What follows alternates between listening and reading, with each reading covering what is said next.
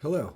In this video, I'd like to talk about how we determine what kind of animations we want to make for our character, thinking about an interactive game, maybe thinking about something like a third-person adventure game, which usually has the most number of animations that a main character would have as you're seeing them always on screen.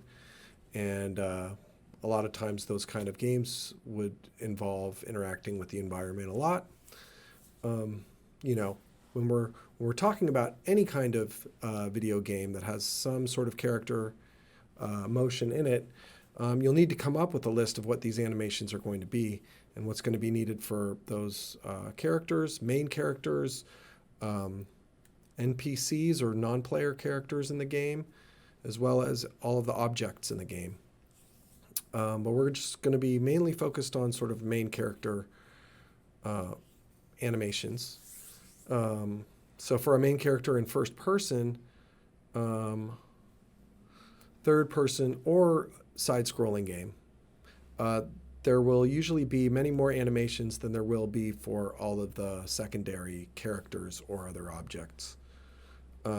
Having a good understanding of the game design will help you determine what animations you'll need. So a lot of animators will work with the designer to make sure that they understand what the capabilities and characteristics of each animated character are and what they need to be able to do in the game mechanics. And then there's a lot of design and talk about how to break these things up and these animations and what's sort of a normal group of animations that a character would have.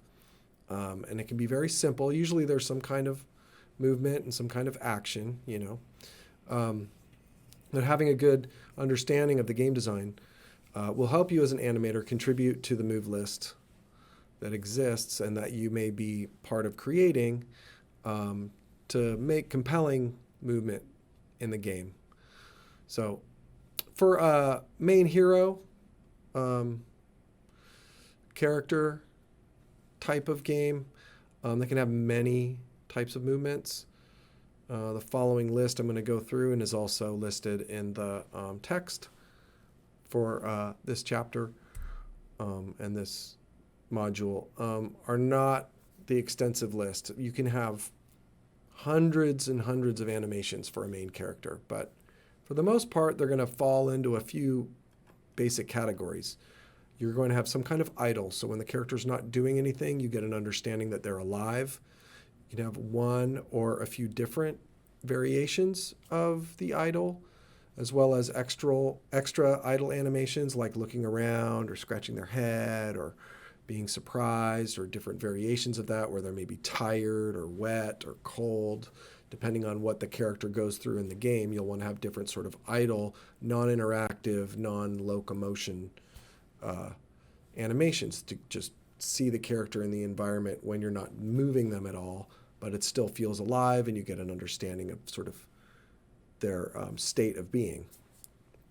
Then you'll have a walk, potentially, maybe just run, but for the most part you'll have a walk and a run. But most characters walk, even though most games have a run. A walk is usually necessary as an intermediate.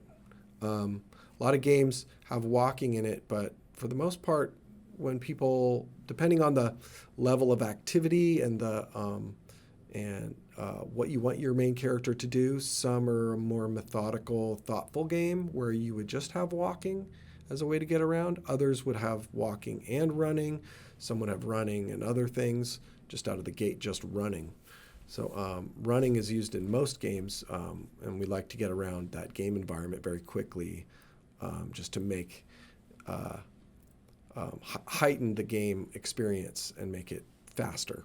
So there's also jumps. So a lot of times we have characters that jump. So a platforming game or adventure game will have some way of getting over obstacles, and climbing slowly over every obstacle might be tedious. So we just go with the run, idle, walk, run, jump. These are kind of basics. Also some kind of interaction animation. So you may be interacting with something, picking it up, or you may be pressing a button, or you may be scratching on something, or you may have to hit something. Whatever that interaction is, that's what we're going to do. Make sure we understand all the moves and all the interactions that that character can do.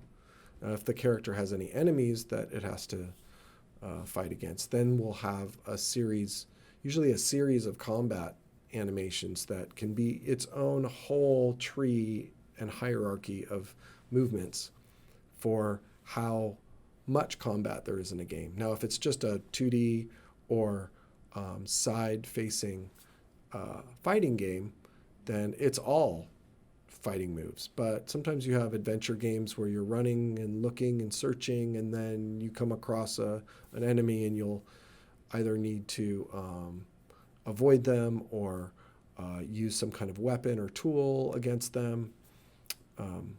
So that's where we have sort of a plethora of combat animations that might be necessary depending on your game, depending on what kind of game it is. But for the most part, you can think there's idles, walks, runs, jumps, interact, and combat. If you have a portfolio that has those animations in it, then you're getting enough of a breadth of sort of what you'll need to show. If there's combat, that also means hit reactions, not just offensive moves, but defensive moves. A good example of a main character that has a lot of different moves to them is the recent Spider-Man game. Lot of interaction with swinging through the environment, jumping, diving, climbing, scaling walls,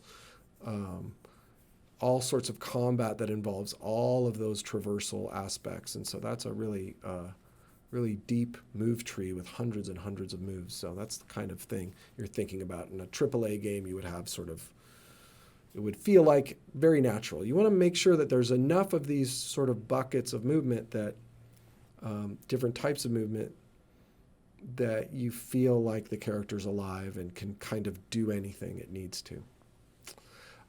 So additional, besides those sort of basic ones, are some things like the traverse. So like climbing, swinging, balancing, depending on what kind of environment the character's interacting with, that's going to give you your idea of how does it traverse this environment? How does this character traverse it? I'm going to have to come up with what those movements are and what makes sense in the aspect of how we're portraying the game, whether it's 2D or whether it's 3D, whether it's a sort of side scroll, first person. All of these things are important to think about when you're building these motions. You might have conversations, so there might be it used to be that conversations in video games were kind of relegated to sort of a cutscene that was pre-rendered way back in the day, and the gameplay would just be action. I would say all cutscenes today, pretty much all cutscenes today, are done sort of in the game engine and are part of the animation of the game, even though some things are scripted, very scripted in those parts, and you don't have a lot of interactivity besides maybe choosing what to say. There's still a lot of animation that goes into figuring out how to do those conversations and make them feel compelling and feel realistic as much as possible. Some games also have vehicles, so you might be traversing on foot and then jump into any number of vehicles and then be animated inside the vehicle. Or you may only be playing a game that has a vehicle in it, and then the vehicle sort of becomes the main character, but there still might be a character inside driving it. But nonetheless, there might be multiple types of vehicles. You have to get in the vehicle, out of the vehicle, drive the vehicle. These are all concerns. There's whole movement hierarchies about how you would drive a Jeep, or how you would drive a sports car, how you would drive a truck. And so you really have to consider everything the character's going to interact with. Then there's the cutscenes, like I said, where any number of things can be sort of planned out in the cutscene, also interspersed with opportunities to interact and change what happens in the cutscene. But for the most part, it's a sort of scripted, cinematic cutscene, still using all of that animation that you may be using in the game, or completely different animation. You might have to build an entire scenario of conversations and battles and fighting that aren't exactly part of the interactive engine of the game, but still play out in the game engine to serve the purposes of the story. A lot of times those are done strictly with mocap in a lot of AAA games, so they sort of capture a directed scene like in a movie. So those are all the things you can really have in basically the number of animations that you'd want to have, and make sure you cover. So idle, walk, run, jump, interact, traverse, conversation, vehicle, and any other type of cutscene that you might want. So those are kind of the buckets you think about, and in each one of those is a whole number of ones you can do. So if you have maybe one of each, that's a good starting point to sort of get an idea when you're building a game on different interactions that the character will need, like sitting in a car driving, running, standing there still, walking, jumping. You can do sort of one version of each of those pretty rough and get your character in the game and start building with a programmer how those will blend between each one and when they happen, whether it's you interacting and making them happen or whether it happens because of your character colliding and interacting with an environment. So we've already done an idle and a run. So we kind of skipped over walk. I just thought run is kind of, you want to make sure you have a run in your repertoire of knowing what to do. An idle is a good place to start just to understand animation. The next choice for you, I want to make this open to you to choose what you're going to do next. I have an animation that I'm going to do, but you don't have to do that exact one.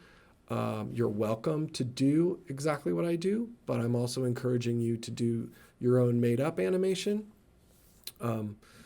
You might want to choose something like a walk or a jump or something from combat or something from traversal. I'm going to do something from combat.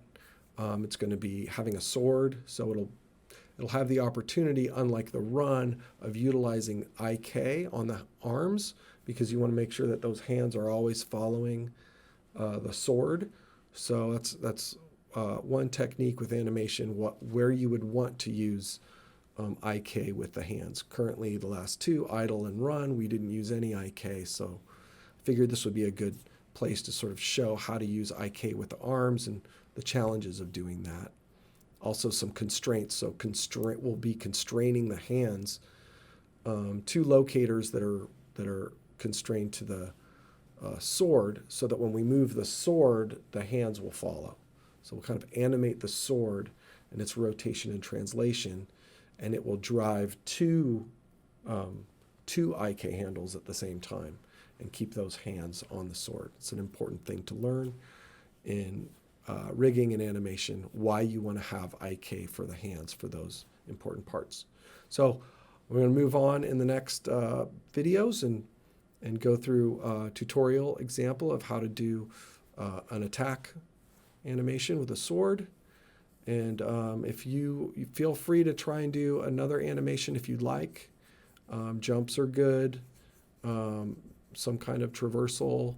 You could do a crawl, a crouching walk, or some other kind of attack, punches, or, a kick or a spinning kick. You can really do anything you'd like to do, but I'll show you the sword one as an example. So if you don't want to follow along perfectly to what my sword attack example is, that's totally fine.